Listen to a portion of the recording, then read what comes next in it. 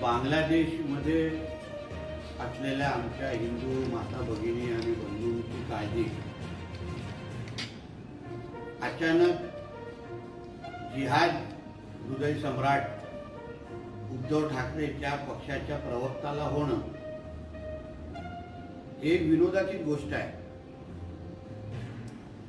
त्यांना उठसूट फक्त दाढीवाले आणि मुल्ला मौलवी दिसतात, ज्यांना या महाराष्ट्रामध्ये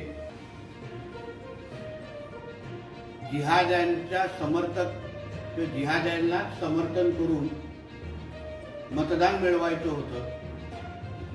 उबाटाचा प्रत्येक उमेदवार हा मुसलमान समाजाच्या मतामुळेच आज आमदार म्हणून निवडून आलेला आहे। यांनी जेवढा वेळ मुल्ला मौलवींबरोबर घालवला त्या विरुद्ध 1% पण वेळ यांनी कधीही मंदिर आणि आमच्या साधू संतांना दिलेला नाही।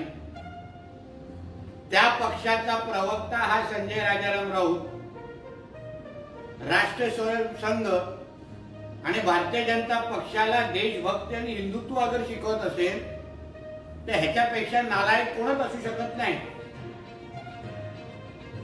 हा जेव्हा गोधडीमध्ये होता तेव्हापासून राष्ट्रीय स्वयंसेवक संघ, भारतीय जनता पक्ष हे हिंदू समाजाची सुरक्षा आणि त्याची काळजी घेत होते।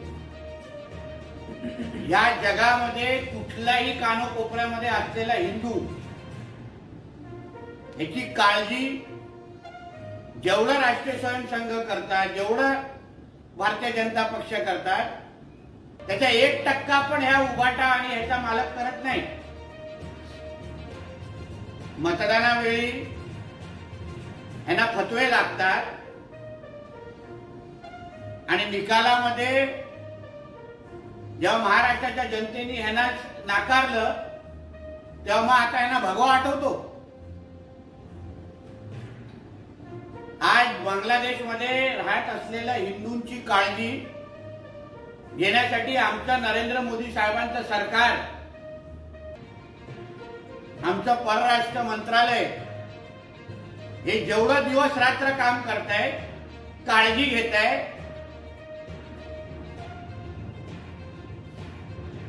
म्हणूनच आज बांगलादेशमध्ये राहत असलेल्या हिंदूंना चांगल्या पद्धतीने माहिती आहे की भारतामध्ये असलेल्या नरेंद्र मोदी सरकारामुळेच त्यांचं आयुष्य वाचेल, जीव वाचेल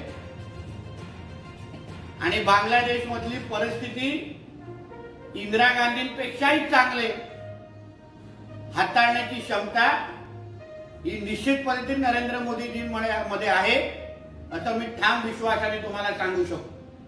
म्हणून संजय राजाराम राऊतला सांगेन, तू तुझ्या दाढी कुरवणाऱ्या लोकांबद्दल चिंता कर, त्यांच्या दाढी साफ करत बस, त्यांच्या टोप्या गोल टोप्या साफ करत बस।